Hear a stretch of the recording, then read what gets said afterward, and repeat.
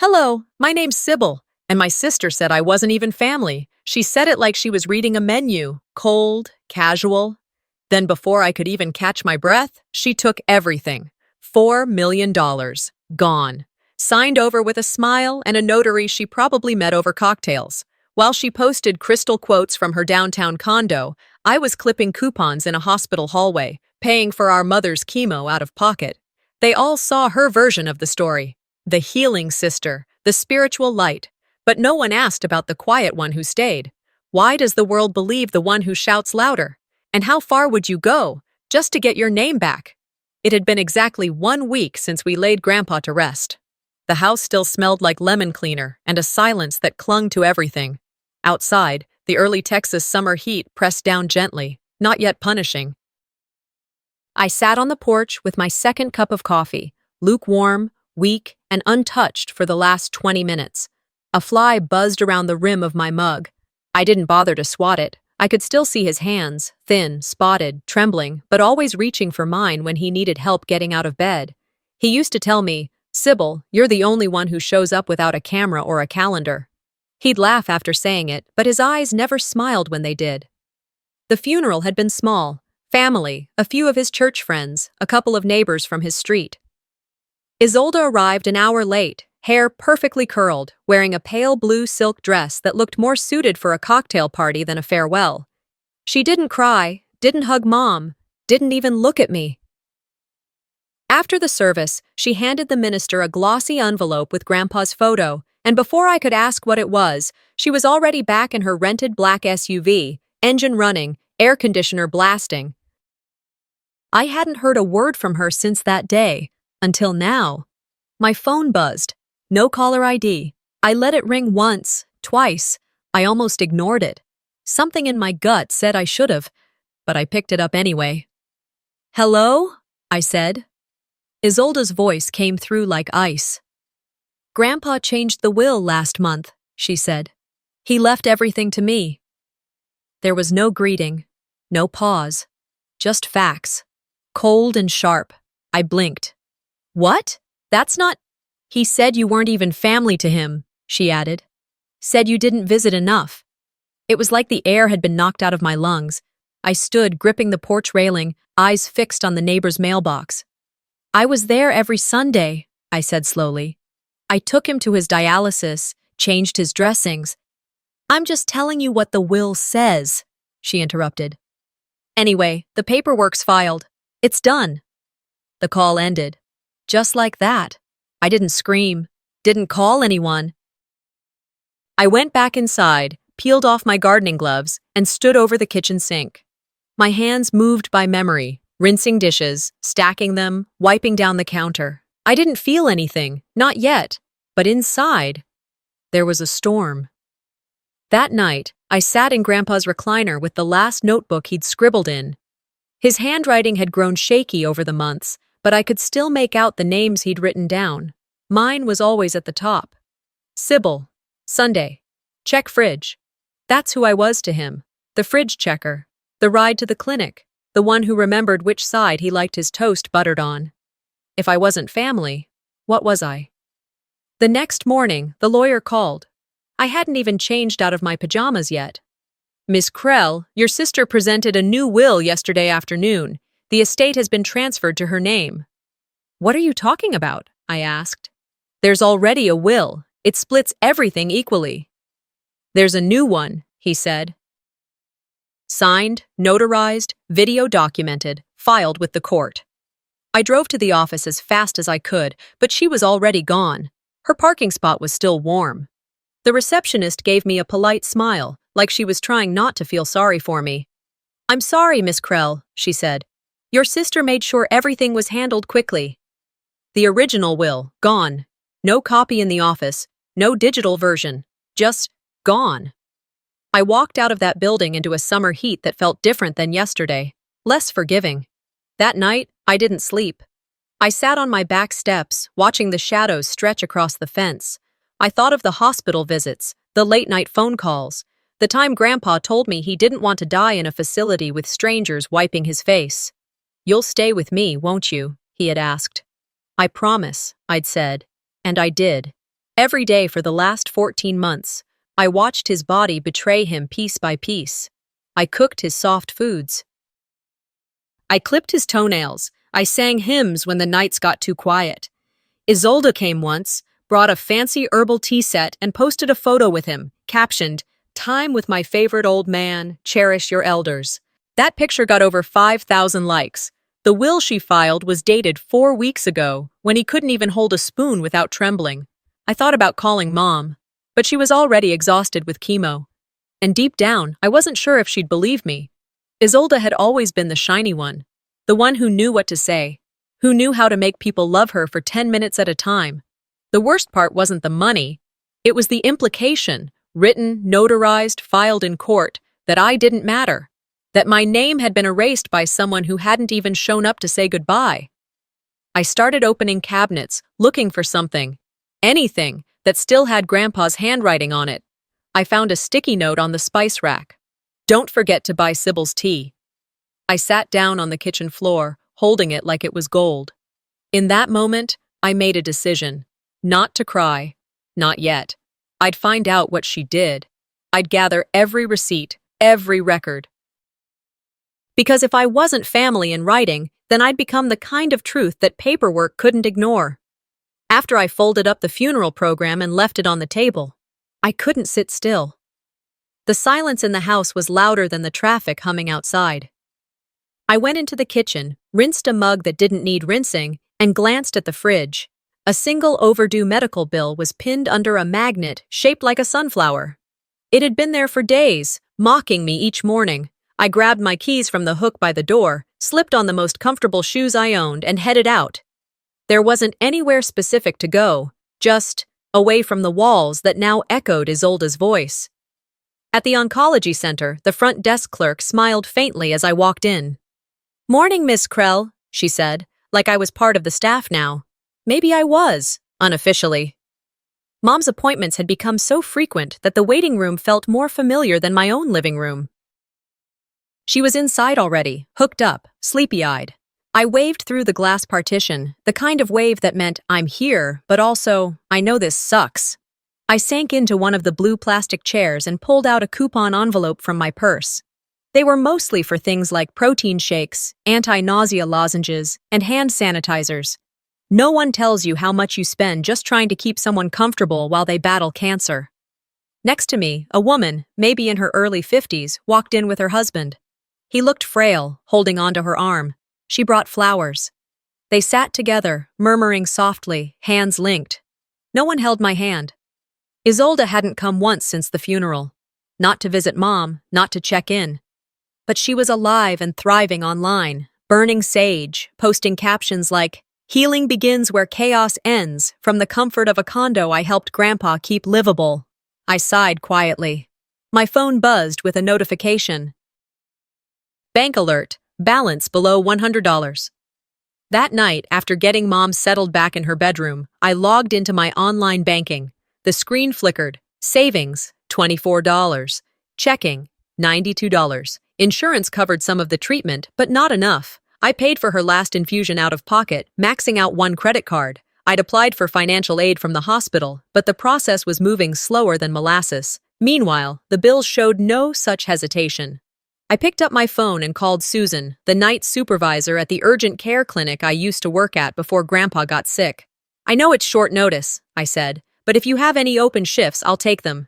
"You sure?" she asked. "You've got enough on your plate, Sybil." "Plates are meant to be filled," I answered, trying to laugh, though it came out flat. "I'll be there Friday." That Friday evening, I walked into the back entrance of the clinic. The same flickering light over the locker room, the same smell of floor disinfectant mixed with too many reheated meals. I clocked in and picked up the patient board from the front desk. "Sybil!" Janice, the receptionist, beamed. "It's been forever. We thought you won the lottery and ditched us." "If I had, I'd be on a beach somewhere, not here in these scrubs." It felt weirdly good to joke again, even if just a little. But the weight never left.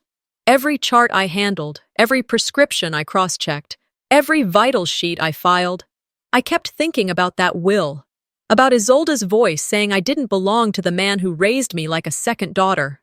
Midway through my shift, during a lull, I sat in the break room nursing a cup of coffee and checked my phone. No new messages, just a single unopened email from the funeral home with a PDF attachment titled Service Program, Final Version. Curious, I tapped on it. There it was, my speech. The one I'd written the night before the funeral, pouring every ounce of memory and emotion into it. Word for word, it had been printed, except for one line at the bottom. Written and delivered by Isolda Varnell.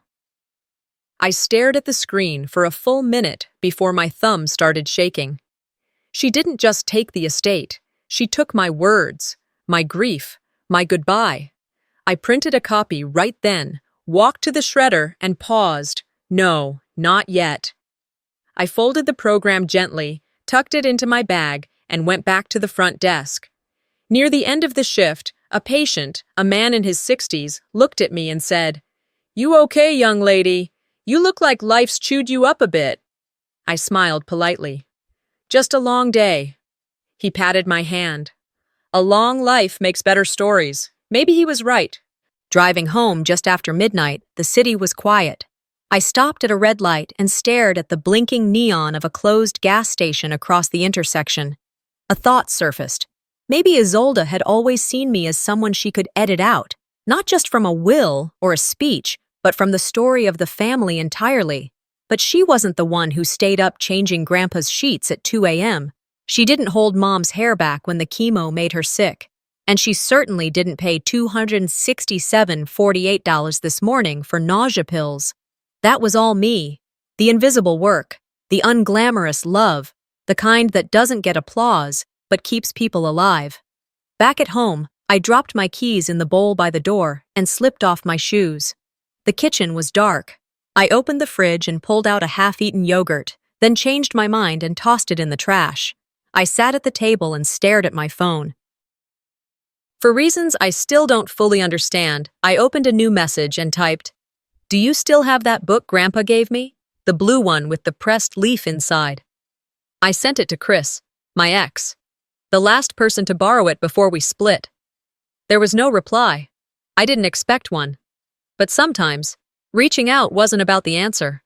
It was about proving to yourself that you still had a voice, even if no one else was listening. The words echoed in my head long after I whispered them into the empty kitchen. I stood there for a while, hands resting on the back of the chair I hadn't sat in since dinner. The night had that thick, quiet stillness that creeps in after a long, disappointing day. Outside, porch lights flickered across the neighborhood, casting soft glows onto driveways and half-closed blinds. I thought about turning on the TV, maybe watching some old rerun just to hear another voice, but I didn't.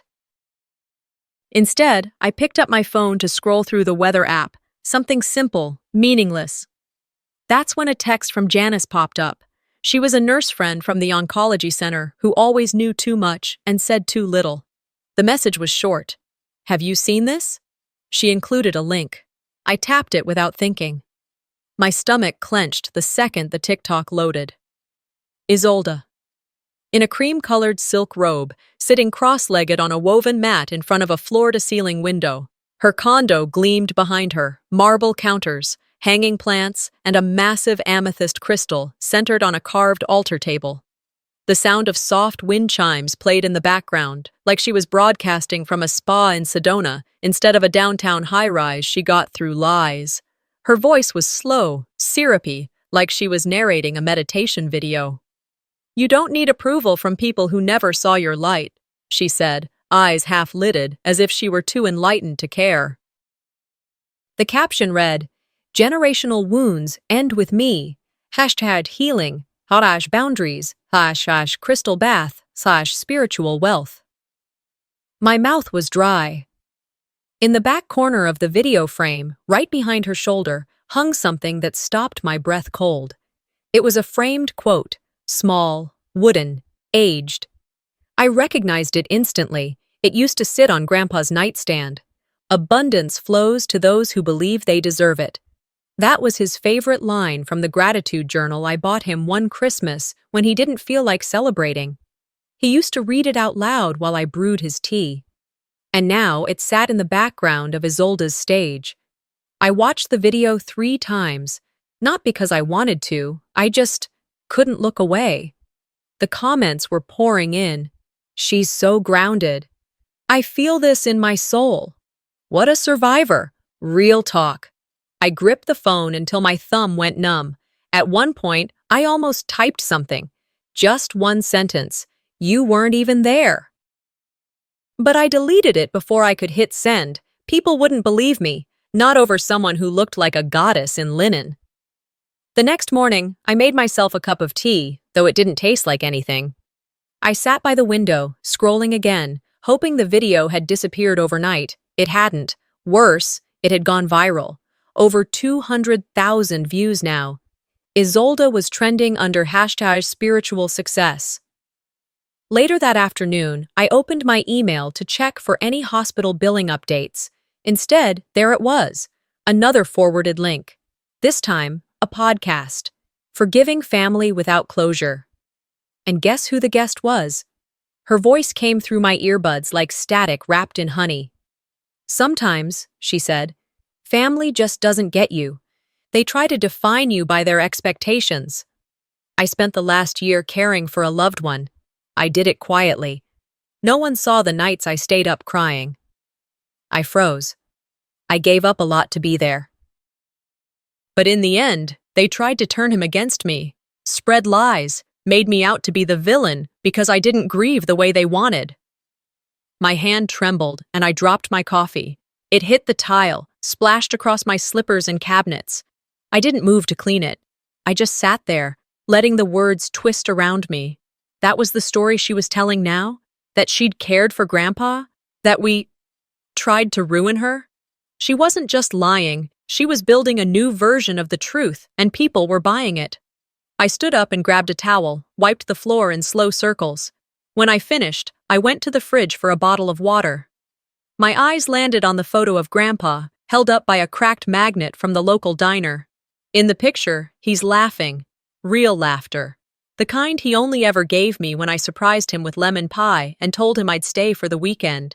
His hand is resting on mine. His eyes are clear. He looked safe. I reached up and gently touched the edge of the frame. You let her rewrite everything. Even you, I whispered. Then I walked over to the bookshelf, pulled down the journal he'd scribbled in during his last months. His handwriting had become barely legible toward the end, but there it was again and again. Sybil brought soup. Sybil stayed late. Sybil changed my meds today. Proof of a life lived in the presence of someone who gave a damn. I opened my laptop. My fingers hovered over the keyboard. I started typing. Not a comment, not a post, just a file, a record of everything. Each hospital bill, each grocery list, each voicemail where Grandpa asked me to come by. And each time I did. If she wanted to tell a story, fine. But I was going to write mine too. It wasn't about revenge. It was about not being erased. I didn't get much sleep after that night.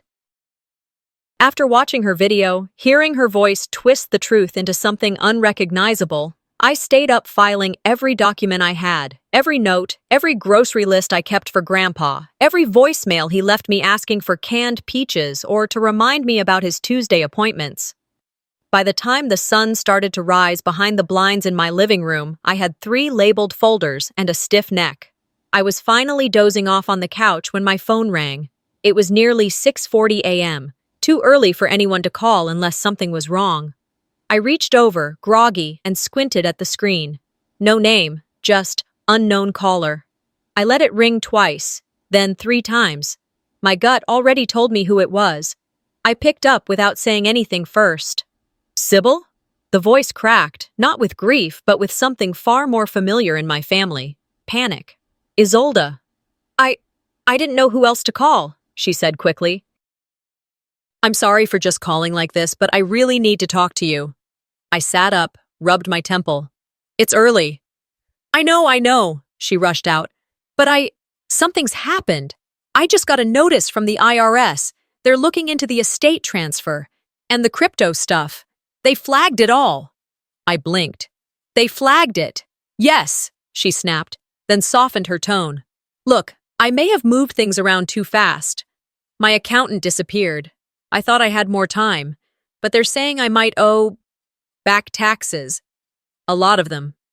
She paused, like she was waiting for me to say something that would fix everything. How much? Close to, somewhere near 100K. But I can get it down to less if I settle fast. I just need help covering this wave, maybe 80K? I actually laughed. Not out loud, but the sound came out of me anyway. A sharp exhale through my nose.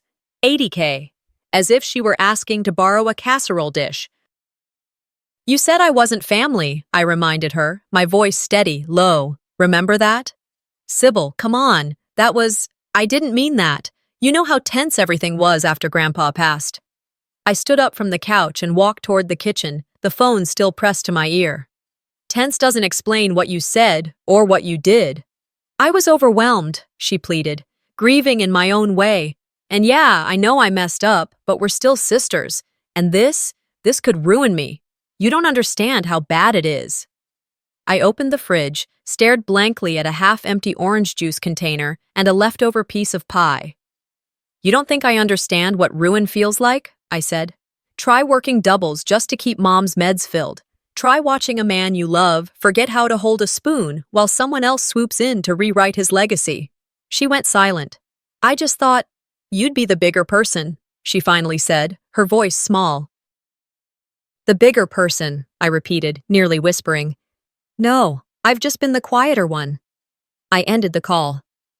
Later that week, I came home from the hospital to find a letter wedged into my mailbox. The envelope was thick, legal-sized, no return address, but I recognized the formatting from a mile away.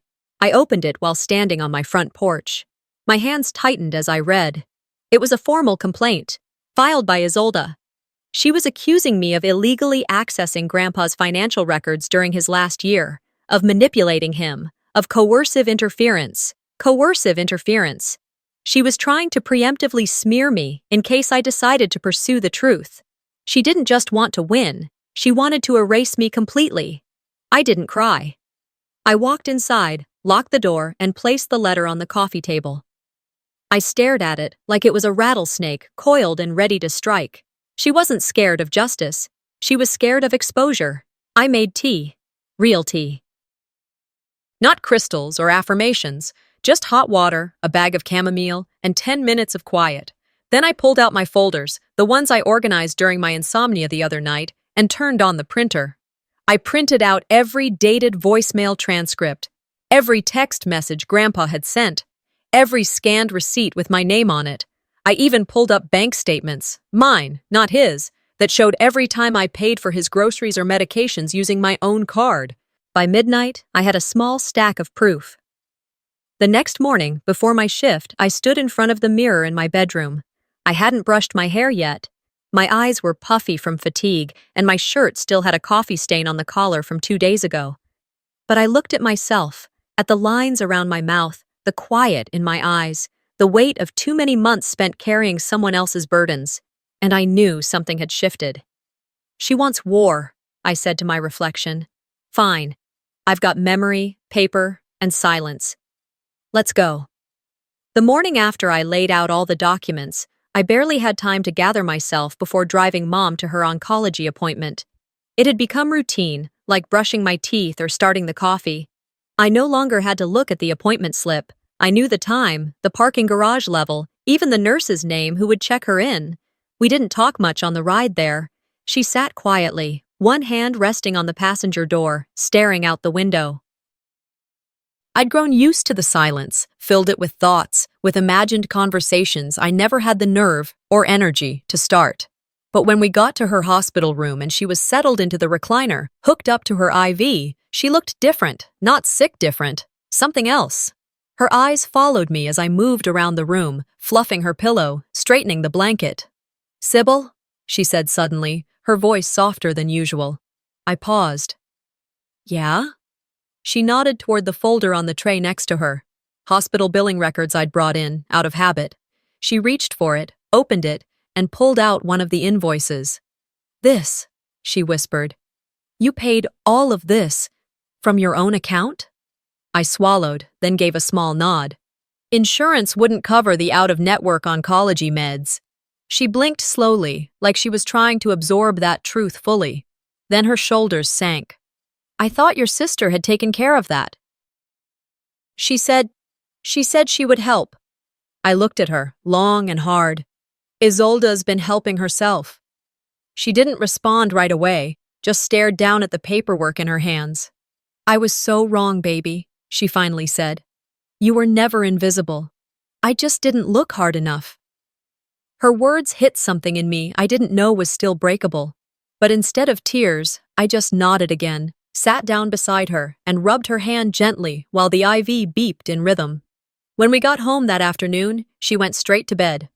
I helped her change, tucked her in, turned on the white noise machine she liked, then closed her door softly. As I walked back to the kitchen, I noticed something odd by the front door. A small envelope slipped through the mail slot, no postage, no return address, just my name, in cursive I didn't recognize. I opened it slowly, cautiously.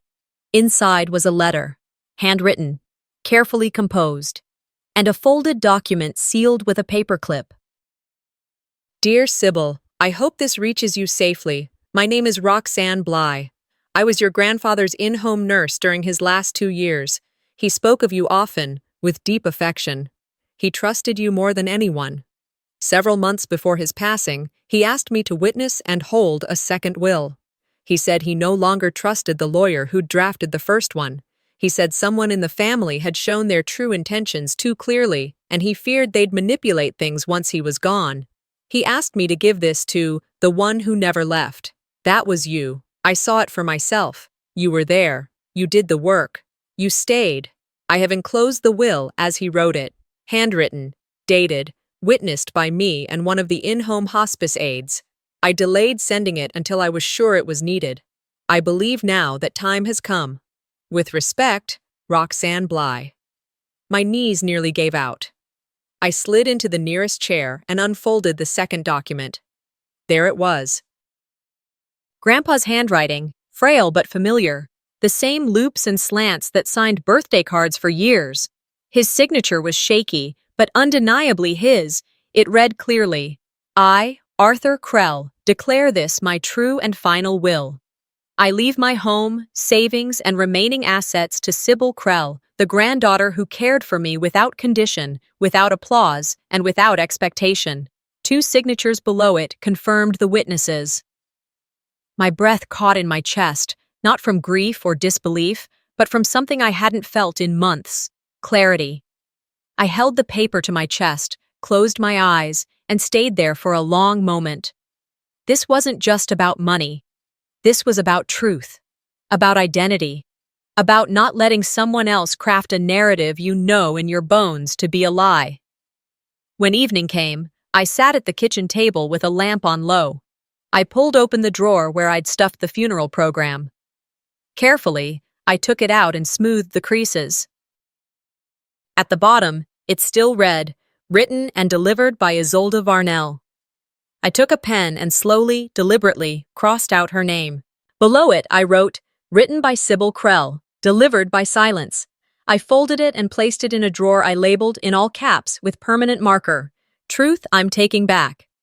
And I smiled, not because I'd won, not yet, but because I finally had something Isolda never could manufacture. Proof that I mattered, even when no one was watching. I didn't sleep much after reading Roxanne's letter. I didn't need to. My body was buzzing, not with caffeine, but with the strange clarity that comes when truth finally opens its mouth and stares you dead in the eye. There was no more guessing, no more wondering if I'd imagined it all, if my exhaustion had distorted reality.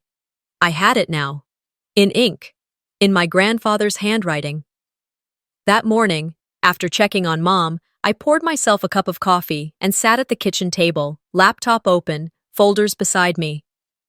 There was a calm to it all, a methodical quiet as I clicked, sorted, uploaded. I labeled the new folder Isolda, not family or legal, just her name, simple, direct. Inside the folder, I placed every screenshot, every text, every voice memo she'd ever sent me or Grandpa. I included the bank transfer receipts she once bragged about, the Venmo notes that read things like probate workaround and backdoor gift, sent late at night when she thought I was asleep or too distracted to care. But I remembered. I always remembered. I zipped the folder, encrypted it with a password only I would know, and saved it to a flash drive. Then I did something I hadn't done in over a year. I left the house with a purpose. The public library was quiet for a Wednesday. The kind of hush that only existed in buildings where people came to forget or to search. I logged onto one of the corner computers, plugged in the drive, and pulled up the IRS fraud submission portal. Anonymous option? Checked. I uploaded the folder. There wasn't any ceremony to it. No grand gesture. Just a progress bar and a confirmation screen. Once the file finished sending, I whispered under my breath, "You can keep the condo. I'll take the truth." And I left. By the time I got back home, my inbox had 2 new emails, one from the hospital billing department and the other from an address I hadn't seen in a long time. Cameron, d@icloud.com. Subject, we should talk. I'm not with her anymore. I stared at it for a long minute before opening it. Sybil, this is probably not the message you expected, and I know I'm the last person you want to hear from. I didn't know what Isolda was doing when she asked me to notarize a few things. At first, I thought it was just standard paperwork, but when I realized she was editing dates, reusing signatures, and repackaging old footage of your grandfather, I got scared. I bailed. We're not together anymore. I moved to Austin, started over. But if you need me to say what I know, on record, I will. I'm not going to pretend I didn't play a part. I did. I just don't want to carry it anymore. Cameron. I leaned back in my chair, arms crossed. I hadn't thought about Cameron in months. I knew he'd always been good with a camera, with Photoshop, with creating illusions. I just didn't know he'd used those skills to manipulate the last legal wishes of a dying man. I didn't respond right away. I wasn't ready. Instead, I got up, walked to the window, and watched the sun dip behind the trees in the distance. San Antonio evenings had this stillness in late summer, like the air was holding its breath. People think silence is weakness, but silence doesn't forget. Silence gathers. I whispered, "They think I'm quiet because I'm soft. They're wrong." 2 days later, I was on my break at the clinic when Janice burst into the staff lounge, phone in hand, eyes wide. "Have you seen the news?" she asked, holding the screen in front of me. I took the phone and read the headline. IRS investigates popular wellness influencer, Isolda Varnell, for tax fraud, inheritance tampering. Below it was a blurry photo of Isolda outside her condo building, mid-step, phone clutched to her ear. No smile, no curated glow, just panic. "There's a whole Reddit thread too," Janice said. "People are digging through her old videos, timestamps, checking backgrounds. It's wild." I scrolled silently. Comment after comment appeared. She said her grandfather left her everything, but this video's from the day he was hospitalized. Anyone notice the quote behind her keeps moving spots? "She's lying. Look at this post. Date doesn't match." I didn't comment. I didn't like. I didn't need to. The avalanche had started, and I didn't have to push it any further. Instead, I leaned back in my chair, sipped from my water bottle, and whispered one word to myself. That's one. It wasn't victory, not yet, but it was momentum. That evening, I sat at my kitchen table again. This time with the letter from Roxanne beside me, the flash drive tucked away, and Cameron's message flagged for follow-up. The silence in the room wasn't empty, it was charged. Focused. I pulled out a notepad and started writing names, dates, connections, not because I planned to fight in court just yet, but because if this story was going to be told, I wanted to be the one to tell it. On my terms. With facts. They had spent years talking over me, around me, through me, but now I had the truth. On paper. On audio. In ink. Paper doesn't cry, but it remembers everything. I took a long sip of tea and set the cup down without the usual soft clink.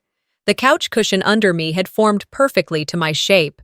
Too many late nights spent reading, thinking, watching her image take over my screen. But that night, there was a shift. Something internal had clicked, like the sound of a lock releasing. They always say truth doesn't shout, and yet, when it starts to echo, it carries. At first, it was just a whisper, an anonymous Reddit post buried in a thread titled Wellness Influencer Tax Troubles. Nothing fancy, just a few screenshots and a link to a court filing someone had dug up. Then it grew. The screenshots turned into full image folders. People with too much time and too sharp eyes zoomed in on everything Isolda had posted over the last year. Her live streams, her healing retreats, her condo tour with sage in one hand and a wine glass in the other. Someone posted, "Look at the background in this video. Isn't that the same will she filed?" But the timestamp shows her grandpa was hospitalized that week. Another, "Here's the edited metadata. The video was made after his death, and she used it in court. And then, she really manifested fraud. I didn't have to say a word. The internet said it for me." I scrolled through the comments, the threads, the memes even, though those stung a little. It was strange, seeing something so raw and personal tossed around like digital popcorn. But still, it was something. I refreshed the page again, and again.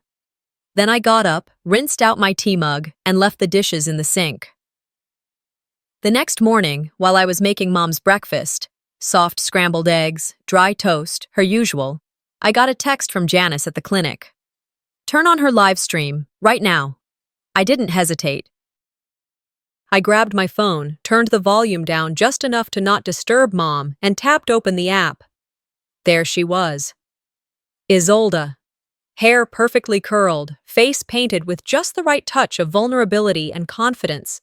She sat cross-legged in front of her massive bay window, a crystal in one hand and incense wafting behind her. The caption read, "Cleansing shame today. Energy reset. We release what no longer serves." Thousands of people watching, sending little hearts, comments like, "She's so grounded." Such strength through adversity. "Show us how to heal like you." I almost laughed, but then the camera jolted. There was a knock, loud, not staged, not soft like a delivery. It came again. Then muffled voices. "Ma'am, we're with the IRS. Please step away from the screen." The camera shook again. Isolda's expression froze, mid-breath. She turned to someone off-screen, her mouth forming a question. The screen went black. No goodbye, no affirmation, just darkness. For the first time since this entire circus began, the digital world went quiet. Later that day, the hashtag started trending. #CrystalCollapse. I didn't post anything, didn't like or share. I sat on the couch, legs tucked under me, cup of chamomile in hand, and scrolled through the fallout. Influencer blogs picked it up first. Spiritual scammer faces, IRS audit. Then lifestyle sites. From healing to hiding. How a wellness star lost everything overnight. Even local news stations gave it a blurb. San Antonio woman under federal investigation after online persona crumbles. Followers disappeared. Sponsors pulled back. Comments turned. And quickly. She scammed people while preaching peace? She used her dying grandpa to gain followers? I used to believe in her. Now I just feel stupid. I read them quietly. Sip after sip. My heart didn't race. My palms didn't sweat. I simply said, under my breath, 2. The count had begun. 2 moments. 2 cracks in her perfect image. The silence that followed was a new kind of peace. No TikToks, no emails about new moon sound baths, no posts reminding everyone to clear your inner trauma by spending $299 on a weekend retreat. Just nothing. And for the first time in a long while, I didn't feel like I was running to keep up with a lie. The noise had stopped. The world she had built, on curated snapshots, cherry-picked quotes, and a mountain of deception, had started to collapse under its own weight. That night, I sat on the porch. It was a little cooler than usual, the kind of Texas evening where the air finally softens and lets you breathe. I thought about Grandpa, about the way he used to hold my hand tighter when the dialysis machine beeped a little too loud. I thought about how he once whispered, "The truth's never as quick as a lie, but it sticks better." I smiled, barely.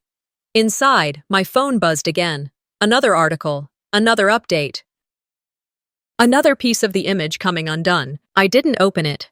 Instead, I sat there and let the silence settle. By the time I reached the courthouse steps that morning, my body felt light, but not in the peaceful way. More like I was hovering slightly above myself, watching the whole thing play out from a distance. My palms weren't sweating, my heart wasn't racing, I was simply still. I hadn't told Mom I was testifying, not because I wanted to hide it, but because I knew what she'd say. "Are you sure it's worth it, baby?" And I was. I'd never been more sure of anything. Inside the courtroom, everything smelled like old wood and cheap disinfectant, the kind of smell that sticks to your clothes, even when you don't stay long. I sat quietly, hands folded in my lap, until they called my name. As I stood and walked to the witness stand, I felt every eye follow me. Isolda didn't look at me. She was seated next to her attorney, dressed in beige, like someone had told her the color made people look more sympathetic. She didn't seem smaller, but she didn't seem bigger than life anymore either. Just a woman in a chair, trying to hold on to something she'd never truly earned. I raised my right hand, swore the oath, and sat down. The lawyer's questions were routine at first. What was my relationship with Arthur Krell? How often had I cared for him? Did I have any financial involvement with his estate? I answered everything clearly, calmly. I had nothing to embellish, nothing to hide. Then came the real reason I was there. I unfolded the letter Roxanne Bly had sent me and handed it to the court clerk. They made copies. The judge read silently as I sat, hands resting gently on my knees. When they asked me to explain the letter, I did. I told them about the second will, the night Grandpa had confided in me that he didn't trust the lawyer anymore. How he had said, "You never ask for anything, Sybil? That's how I know you deserve it." I kept my voice steady, never once raising it, never once flinching. Finally, the judge asked if I had anything else I wanted to say before stepping down. I looked up, straight at Isolda for the first time in weeks. "She didn't just take money," I said, my voice soft but unwavering. "She didn't just forge documents. She rewrote a life. She erased the one person who showed up every day. I changed his bandages, I fed him, I stayed, and she made the world believe she was the one who mattered." I inhaled, held it. "But I don't want her money," I said clearly. "I just want my name back." A pause followed. Not silence exactly, but the kind of stillness that hangs in the air when no one quite knows what to say. The judge nodded slowly, then they turned their attention to Isolda. Her lawyer tried to spin it, of course. My client was misled by advisors. She didn't intend harm. She regrets the confusion. Confusion. They used that word like it was fog that rolled in unexpectedly, like it hadn't been planned, layered, calculated. But the evidence was undeniable. The court reviewed the altered timestamps on videos, the metadata from healing live streams that overlapped with Grandpa's final days in the hospital, the tax records, the forged signatures, the transfer of funds before the will had even been notarized. And when the judge spoke, it wasn't loud, but every word hit like a hammer. "You didn't just lie, Miss Varnell," they said. "You erased someone. That is what makes this criminal." 12 years, that was the sentence. No probation, no suspended judgment. Just 12 years in state prison.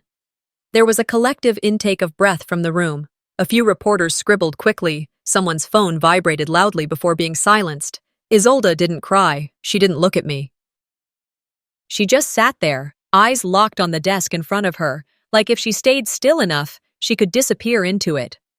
I stood and walked out without looking back. Outside, the sun hit me like a wave. It was warm, not oppressive, and for the first time in months, I let it land on my face without shielding my eyes. A cluster of reporters stood off to the side, calling my name. "Miss Krell! Sybil, can we get a statement? How do you feel about the outcome?" I kept walking, not fast, not to run, just with purpose, like someone who didn't need to explain herself anymore.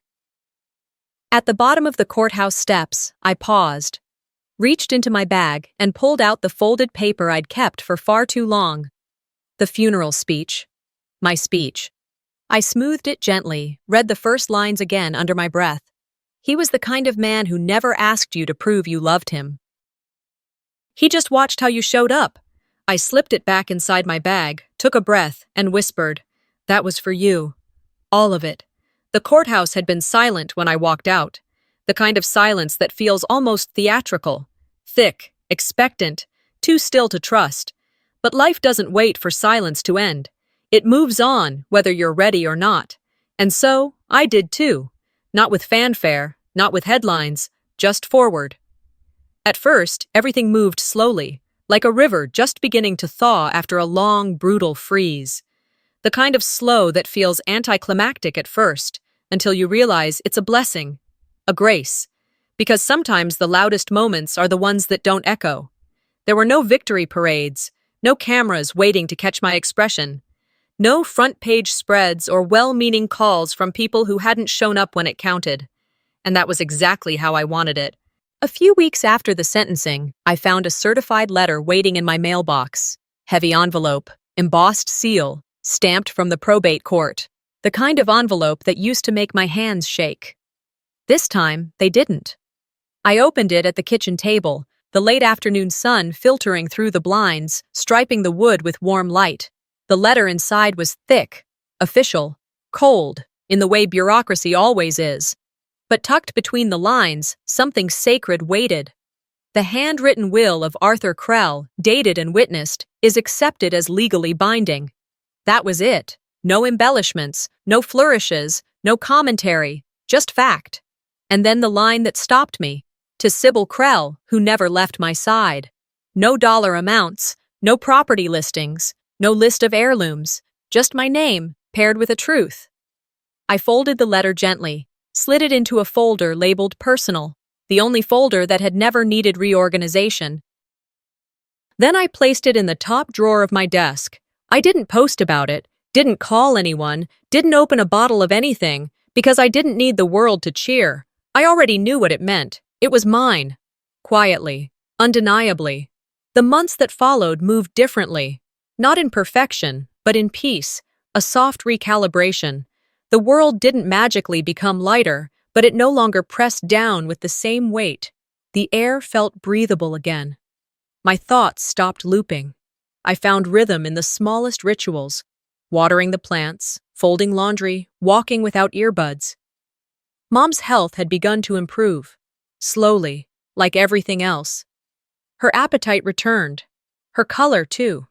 Occasionally, even her dry humor made an appearance, often when I least expected it. One morning, she sat at the kitchen table with a magazine spread open in front of her, nursing a cup of decaf coffee and humming faintly. Sunlight caught her silver hair, and beside her, on the fridge, hung the same worn photo of Grandpa that had survived every move. Pinned just next to it, a new wooden plaque. "Family is who stayed." She looked up at me, her expression soft, eyes unreadable. "He'd be proud of you," she said. I didn't answer right away. I just poured her a refill and sat across from her. We didn't need to fill the silence anymore. It didn't hurt like it used to. Around that time, the final steps of the foundation came together. After months of filing documents, speaking with community leaders, writing mission statements that actually meant something, the Arthur Krell Fund for Elder Care Support was born. No press conferences, no ribbon cuttings with local politicians. Just a room at the community center filled with nurses, caregivers, social workers, and a few families who had learned, sometimes the hard way, that caring for someone didn't always come with applause. I stood at a small wooden podium that wobbled slightly when touched. Behind me, a banner printed with care. The Arthur Krell Fund, for those who stay. I looked out over the crowd, not huge, but full. I took a breath and began. My grandfather didn't believe in fanfare, I said. He believed in boiled potatoes, clean socks, and people who show up. That earned a small wave of warm laughter. I let it fade before continuing.